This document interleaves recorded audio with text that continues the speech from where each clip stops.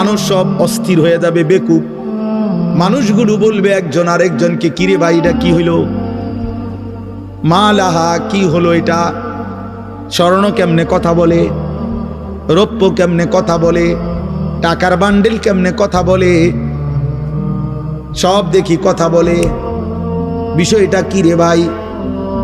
রব্বুল আলামিন তখন বলবেন ইয়াউমা ইদিন তুহাদ্দিসু আখবারাহা। আল্লাহ বলবে, বান্দা অবাক হয়ে গেলা, আশ্চর্য হয়ে গেলা, স্বর্ণ চাকা রৌপ্যের চাকা কথা বলা দেখে।